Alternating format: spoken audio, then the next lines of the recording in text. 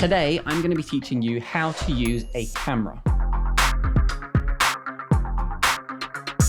If you are new to filmmaking, then at some point or another, you are probably going to need to learn how to use a camera. Today, I'm just going to share a few tips that'll help get you started. In this video, I'll teach you about depth of field, exposure, f-stops, ISO, shutter speed, and I'll give you one little bonus tip right at the end that'll help you whenever you are filming with reflections or extremely bright circumstances. Today, the camera that I'm going to be using is this one here, which is the Canon EOS R, but that being said, a lot of what I'm talking about can be applied to any other camera. The only difference is that there might just be buttons in different places, so you might just have to search a little bit depending on what camera you are actually using. To start off, I think it might be good for me to talk about the goals when it comes to learning how to use a camera. So I would probably say that the first goal in using a camera is learning enough so that you no longer have to rely on any of the auto settings. Now, I know a lot of people, myself included, will say that when you are making films, it is perfectly okay to use your phone,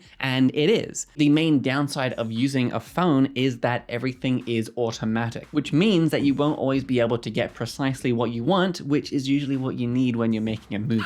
You might have a very specific situation that requires a very specific setting. While you can use your phone, I would advise not to, just because everything is automatic. When it comes to using a more professional camera where you can actually adjust the settings, there are a few things that we are going to be looking at. That is the ISO, the f-stop, the shutter speed, and the depth of field, as well as how all of these things work together and affect each other. The first one that we're going to look at here is the ISO. I like to think of ISO as sort of a digital exposure. There is a certain image coming into the camera, and the ISO is adjusting that image after the fact. When the ISO is lower, then it makes the image darker. And then, of course, when the ISO is higher, the image is brighter.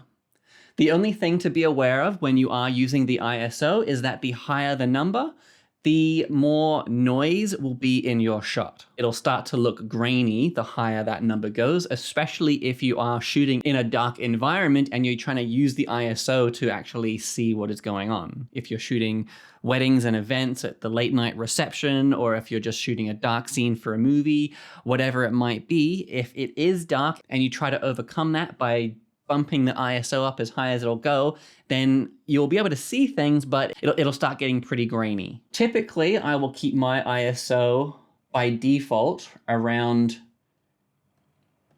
800 or so. If I do need to make it brighter, I'll usually try not to go anywhere above 2000. Sometimes I will in special circumstances, especially since I know that I might have editing software that can sort of overcome a little bit of that. But again, I won't go much higher than that if I can help it. That being said, perhaps you're shooting in a really bright situation, you're outside, it's a really sunny day or something. If you want to bring the ISO down as low as you can, from my experience, there's no downside in making your shot darker using the ISO. It's mainly just when you're trying to push the ISO to a high number. I'm going to bring this back up to 800. So the main way, and probably the first thing that I would look at when I am adjusting exposure for my shot, is the f-stop. One thing to note with f-stop, this is essentially the amount of light that is actually coming into the camera. So there are some mechanisms inside of the lens of the camera which will determine how much light can enter the camera. It works in a very similar way to the human eye. With an f-stop, the lower the number is, then the brighter the shot will be. And alternatively, the higher the f-stop, the darker the image will be. The lower the f-stop is, it means the wider the gap is inside of the lens and the more light comes in. The higher the f-stop number, the smaller that gap is and the less light will come in, therefore making your shot darker. A few things to note with the f-stop. If you have a lower number, then your shot will have a shallow depth of field, which means not much will actually be in focus. I'll explain more about depth of field in a little bit, but let's just finish off with the f-stop for now. As I said, with a low f-stop number, you'll have a shallow depth of field. If you have a high f-stop number, you'll have a very wide depth of field, which means everything will be in focus. One more thing about f-stops is that the lens that you use on your camera does actually determine what your f-stop limits are. So for example, this lens here is an f4, which means the lowest the f-stop number can go is 4, which means I can't make it any brighter than that using the f-stop. Better quality lenses will typically have a lower f-stop number, sometimes reaching 1.8, 1.6, etc. And having those lower numbers means that there is a shallower depth of field, which then separates your subject from the background. That part there is probably a little bit advanced, so don't worry about that too much just yet.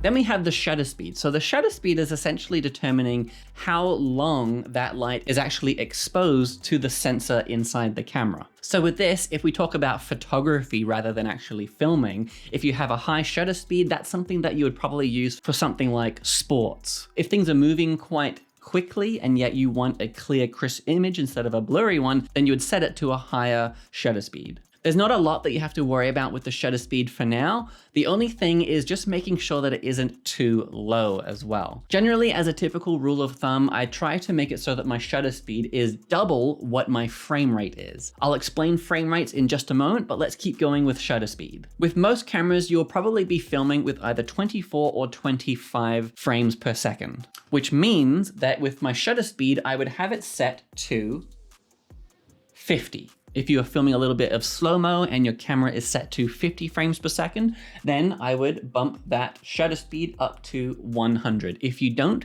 then you might get a bit of flicker. I don't usually adjust my shutter speed too much, but the main times that I will is in those situations where I am trying to film some kind of slow motion. An important thing to note using your shutter speed is that it does also affect the exposure of your shot. Having a higher shutter speed will darken the image. Having a smaller shutter speed will brighten the image. I don't want you trying to use the shutter speed to adjust your exposure. Try to only adjust the shutter speed depending on what your frame rate is. Let's move on to frame rate. Frame rate is something that you'll mostly access inside of the menu for your camera. So you'll go into the menu, and again, your menus will be slightly different depending on what camera you are using. Here, if we go into movie recording quality, mine here says that we are on 25 frames per second. It is taking 25 photos every second. If we set it to 24, then it is taking 24 photos per second, which means that if we set it to something like 50 frames per second, it will then allow us to slow it down for a special slow motion shot. I am based in Australia, so when I am doing video projects, I will typically have it set to 25, which is the PAL setting for Australia. The US setting is typically 24. That being said, if you are making a film and you're going to submit it to some festivals or something like that, then make sure you check the required specs of the festival, because even here in Australia, a lot of festivals will still request 24 frames per second. That's probably enough with the frames per second for now. As you are just getting started using a camera, I would stick to that and try not to make it too complicated. Depth of field. And finally, I'll talk about depth of field. So I've already talked about it just a little bit when I was explaining the f-stop. So depth of field is essentially how much of your shot is in focus. If you have a shallow depth of field, then perhaps only my face would be in focus, and the rest of the shot, everything behind me, everything in front of me would be blurry. If you have a wide depth of field, that means that pretty much everything here would be in focus. If you are filming a talking scene between a couple of characters, you might favor a shallow depth of field so that all you can see is the person's face, the background is blurry, which then separates them from the background and focuses your audience and your viewers on what it is that you want them to be paying attention to. If you are filming an establishing shot, so perhaps it's a big wide shot showing a building or a location or something large, then you would use that wide depth of field so that everything can be in focus. Which means, as I said, if you do want that shallow depth of field, it means you would have a lower f-stop. If you want a wider depth of field, then you would increase your f-stop. There are, of course, other things that will affect the depth of field as well, but for now, I'll keep it at basics and leave you with that. And now for one last little boner tip, and that is using filters. So this one here is a variable ND filter and is also a polarizer. The variable ND stands for variable neutral density filter, and that might sound a bit confusing, but it is simply just another way to change the exposure of your shot. So you turn it that way, it fades, you turn it this way, and it's darker, and it does the same thing on the front of your lens. If I'm shooting in a really bright environment, then I'll put this on there, darken the shot. But the other benefit of using something like this is that it is also a polarizer, which means it'll help when you are filming things like reflections.